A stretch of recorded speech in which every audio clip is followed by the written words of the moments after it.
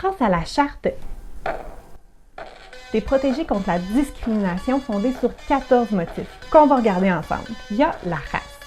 D'un point de vue scientifique, la race, ça n'existe pas. Si c'est écrit dans la charte, c'est pour protéger l'exclusion des gens sur une base de critères physiques ou culturels que l'on a un jour associés à la race. Il y a la couleur, c'est la couleur de la peau. L'origine ethnique ou nationale, c'est les caractéristiques culturelles ou liées au pays d'origine, le sien ou celui de ses ancêtres. Il y a la grossesse, ça c'est le fait d'être enceinte et d'accoucher.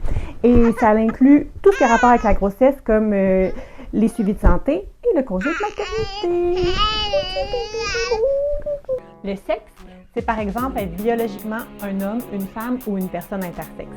Il y a aussi l'orientation sexuelle. C'est l'attirance émotionnelle, sexuelle ou affective pour quelqu'un, peu importe son genre.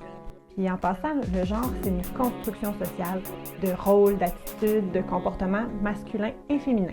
Ce n'est pas tout. Il y a l'identité ou l'expression de genre.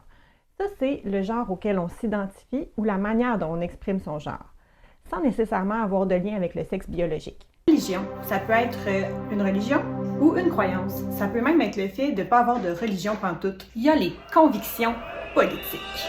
Ça, c'est les idées politiques auxquelles on croit bien fort. Il y a aussi la langue. Ça, c'est la langue parlée à la maison ou la langue maternelle. Ça peut même aussi être un accent. Il y a le handicap. C'est les limitations physiques, psychologiques, mentales. C'est super large. Ça peut être une malformation à la naissance jusqu'à un trouble anxieux. Et il y a aussi le moyen pour pallier à la situation de handicap, comme avoir un chien guide. Il y a aussi l'âge. Bon, ça, c'est assez simple, mais il y a quelques exceptions. Dans le genre, elle peut pas conduire d'auto, puis c'est correct. La condition sociale.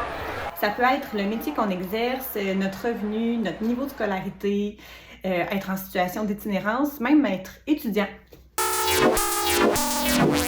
L'état civil, c'est le statut familial, comme être marié, divorcé, célibataire, en union de fait, avoir ou non des enfants.